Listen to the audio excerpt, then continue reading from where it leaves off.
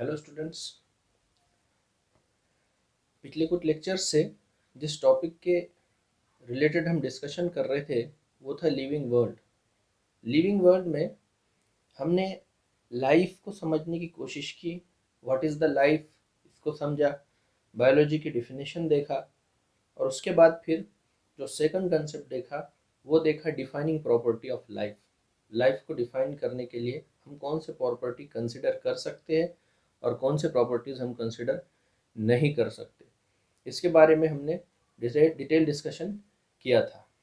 आज का जो टॉपिक है वो बहुत इम्पोर्टेंट टॉपिक है मेरा, जिसे मैं कह सकता हूँ nomenclature of the living organism. Nomenclature of living organism, इस कॉन्टेक्स्ट में हमें अगर बात करना हो तो हमें पता होना चाहिए कि इस पूरे वर्ल्ड में, पूरी दुनिया में बहुत सारे ऑर्गेनिजम्स है, बहुत सारे जानदार है, लिविंग फॉर्म्स है। इतने लिविंग फॉर्म्स है कि अब तक हर साल अप्रॉक्सीमेटली 15 to 20,000 नए स्पीसीज हमें मिलते रहते हैं। नए नए ऑर्गेनिजम्स में हमारे स्टडी में आते रहते हैं।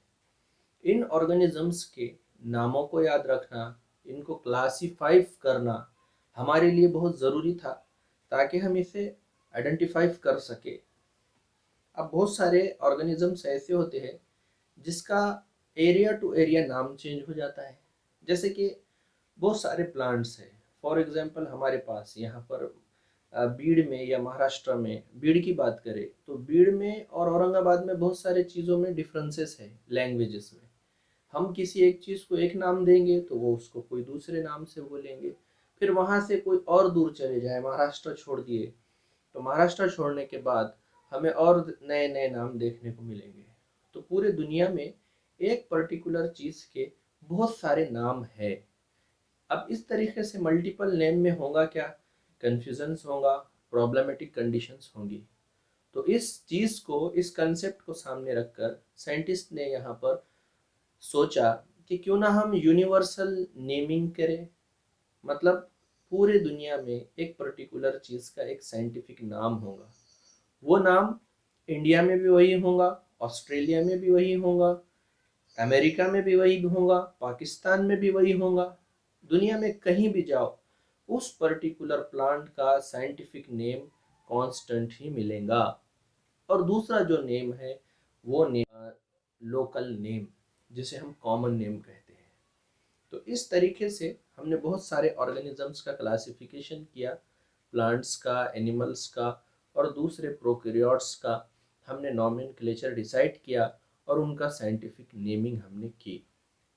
इन ऑर्गेनिजम्स के नॉमेनक्लेचर के लिए इंटरनेशनल लेवल पे बायोलॉजिस्ट ने एक कमेटी बनाई, एक बॉडी बनाई, एक स्टैंडर्ड रेगुलेशन अथॉरिटीज़ बनाए जो इस चीज़ को कवर करते हैं। यहाँ पर एनसीईआरटी ने जो मेंशन किया है, ये दो अलग अलग बॉडी के बारे में हमारे बुक में दे रखा है, जिसमें international code for botanical nomenclature, जिसे हम ICBN कहते हैं, जो कि जितने भी फ्लोराज है, जितने भी प्लांट ऑर्गेनिजम्स है, ये उनका क्लासिफिकेशन करते हैं।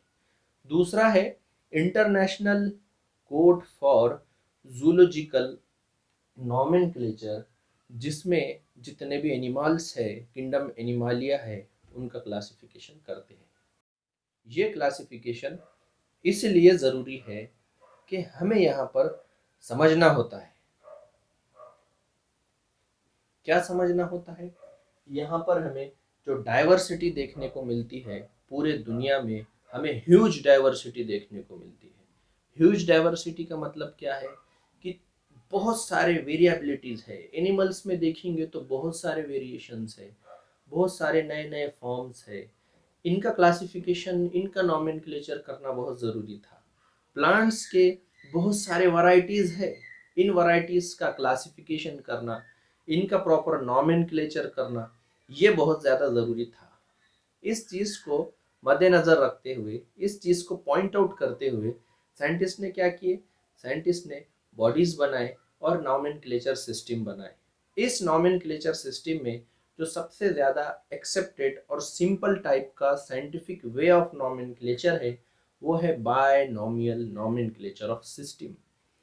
Binomial nomenclature as the name indicate, हमें इसके नाम ही से समझ में आ रहा है कि इसमें हमको दो कैटेगरी के नाम सेलेक्ट करना है। यहाँ पर मैंने नोट्स दिया हूँ कुछ, जैसे कि नेमिंग के जो कंपोनेंट्स है दो टाइप से हमें समझना है। एक नेम को हम जेनेरिक नेम कहने वाले और दूसरे नेम को हम स्पेसीज कहने वाले और स्पेसिफिक एपिथेट कहने वाले।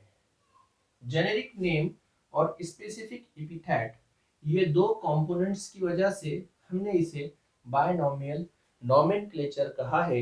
ये जो मेथड है वो कैरोलोस लिनोयस ने हमें बताया कि ये नॉमेनक्लेचर का सिस्टम इस तरीके से इम्प्लीमेंट करना है। देखिए इस नॉमेनक्लेचर के क्या सिस्टम है, यहाँ पर एनसीईआरटी के ही मैंने यहाँ पर कंपोनेंट आपके सामने नोट्स के फॉर्म में दिया हूँ ताकि आप इसे और आसानी से समझ सको। इसका स्क्रीनशॉट भी लेना है। क्या है कंपोनेंट? पहला रूल है नेम जो होना चाहिए वो लैटिन लैंग्वेज में होना चाहिए। लैटिन लैंग्वेज में इसलिए नेम होना चाहिए कि इसका जो ओरिजिन है नॉमेनक्लेचर का और जो नामों का जो बेसिक ओरिजिन है वो लैटिनाइज्ड है, इसलिए उसे लैटिन लैंग्वेज में लेना चाहिए। और दूसरा जो है वो उन्हें लिखना है तो हमें इटैलिक्स में लिखना है। उसको अगर हम लिखते हैं तो इटैलिक्स में लिखना है हमें उसे, मतलब अगर हम उसको लिखना इन द सेंस हम अगर उसको टाइप करते हैं तो हमको इटैलिक फॉर्म में उससे टाइप करना है। जो बहुत सारे वर्ड के अलग अलग टाइप्स होते हैं तो इटैलिक वाला फॉर्मेट हमें यहाँ पर लेना पड़ेगा।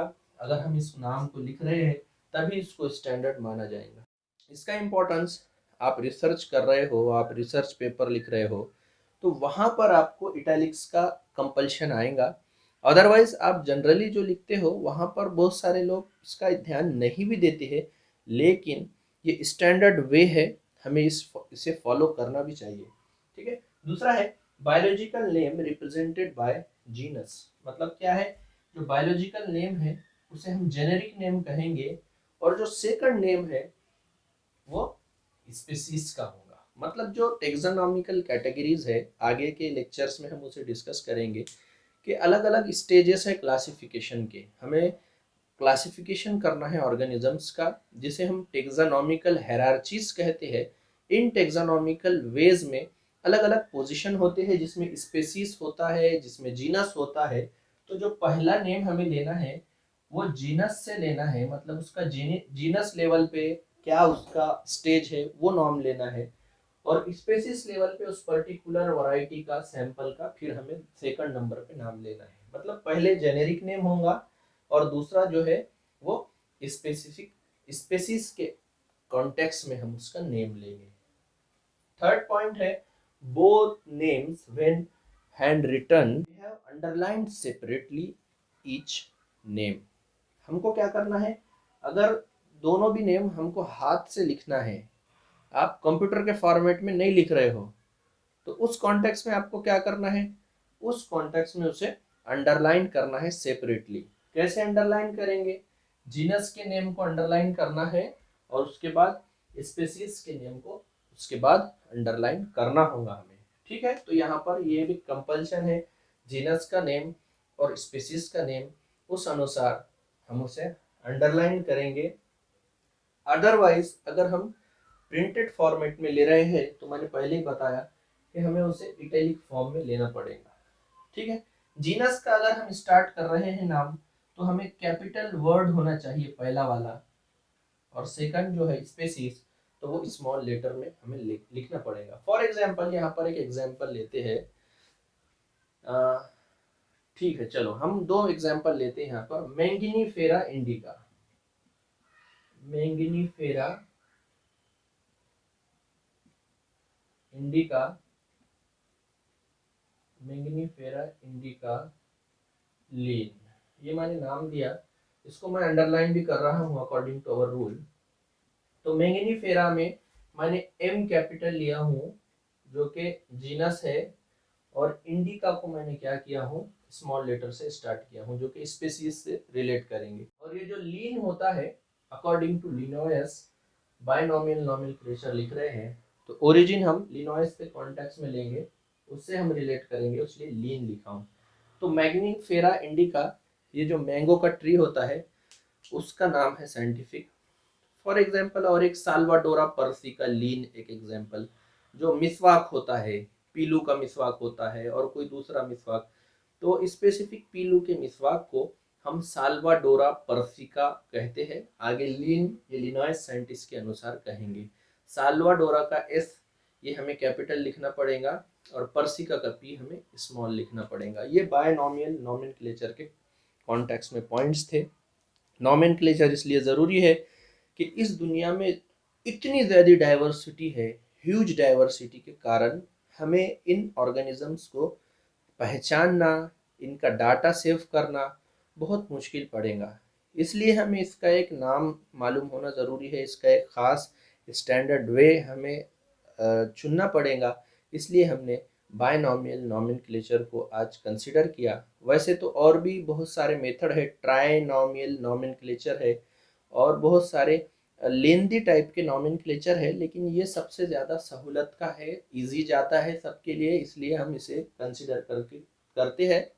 ठीक है, अब आगे जो हमको देखना है वो है ऑर्गेनिजम्स का क्लासिफिकेशन हम कितने टेक्सोनॉमिकल वेज में करते हैं, इसका सिस्टमैटिक्स और इसका टेक्सोनॉमिकल अप्रोच हमें आने वाले लेक्चर में डिस्कस करना है। और इन स्पीसीज को हम स्टोर कैसे कर सकते हैं, इनका कल्टीवेशन कैसे कर सकते हैं, इनका एक साइंटिफिक स्टडीज़ कैसी करते हैं रिसर्च पर्पस के लिए, ये हम समझने की कोशिश करेंगे। ये जो चैप्टर है बच्चों, ये थ्योरेटिकल चैप्टर है, लेकिन अगर इसको अंडरस्टैंडिंग से पढ़ते हैं तो इसमें बहुत सारा हमें सीखने के लिए है। आगे फ्यूचरिस्टिक वेज को अगर कंसिडर किए तो रिसर्च पर्पस के लिए यहाँ पर बहुत सारी चीज़ें अभी आपको प्राइमरी लेवल पे सीखने को मिलेंगे इस पर्टिकुलर टॉपिक में। सिंपल टॉपिक है, थ्योरेटिकल एस्पेक्ट है, इजी टू अंडरस्टैंड है, बस आपको इसमें इंटरेस्ट लेना पड़ेगा और इसको समझना पड़ेगा। नेक्स्ट लेक्चर में हम आगे के पॉइंट्स डिस्कस करेंगे और ये वीक में इस चैप्टर को कंप्लीट करने की कोशिश करेंगे। मेरा आपसे अनुरोध है कि आप जो जूम मीटिंग है उसका मुझे टाइम बताइए। केमिस्ट्री का जो मीट है वो फ्राइडे को होगा 11th वालों का, और 12th वालों का जो है वो सैटरडे को होगा।